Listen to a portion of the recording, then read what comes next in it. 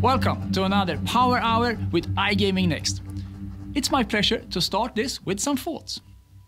This time, I will talk about one of my favorite topics, responsible gaming.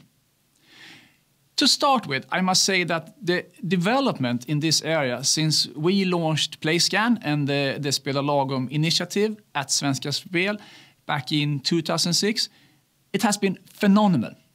And with Kindred's Zero Vision and Entain also expanding their RG efforts into esports and gaming, I think we have reached another level. But what pleases me most is that fewer and fewer operators see this as a CSR project, but instead as an integrated part of the business.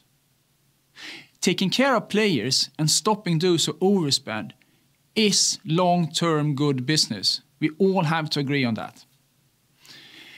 Last iGaming Next Power Hour, there was an amazing chat between Pierre and Igor Samardiski about problematic gambling and the microtransactions we see in the hyper-casual game area and how they can drain players without any of the controls or measures we use in our industry. It was a real eye-opener in how different regulators are looking at quite similar industries.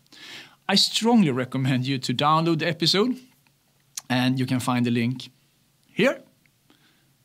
I give you a second to take a screenshot here.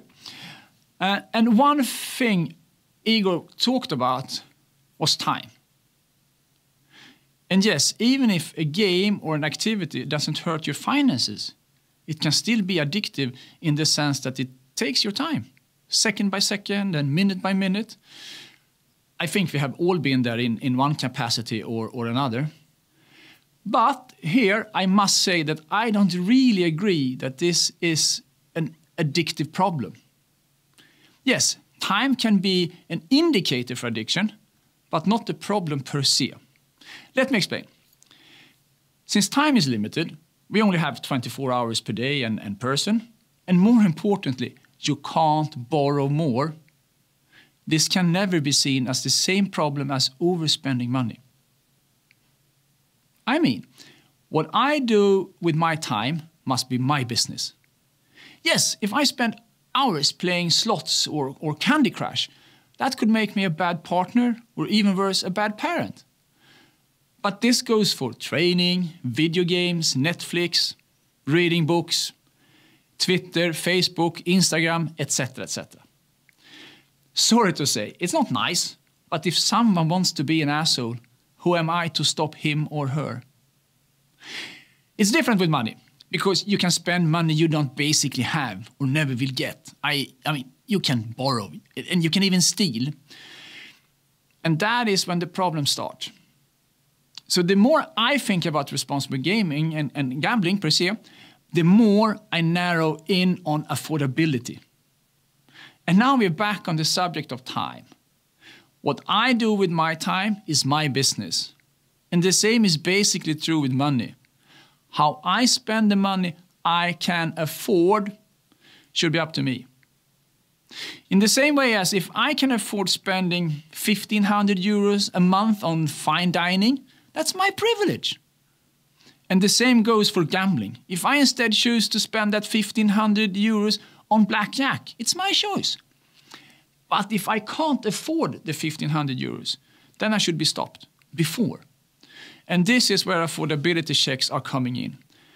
I think affordability checks are a large part of a future with zero vision on problematic gambling. Be Better is one company doing great development in this area. And if I was running an operated business today, I would definitely deep dive into this and give those guys a call. Another topic that has occupied my thoughts lately, and this is something I discussed in a podcast with Paris Smith from Pinnacle last week, is whether we have a glass ceiling or not, preventing women to take the top position in this industry.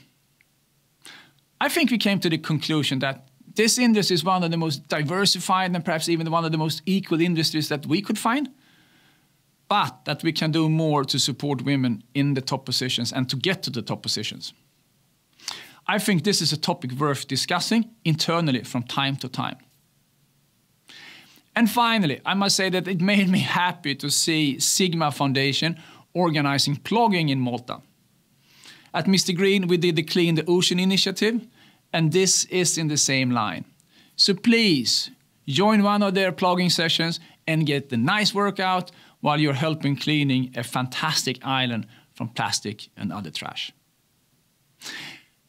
That's all my thoughts for this time. I hope you enjoy the rest of the Power Hour with the superstars from iGaming Next.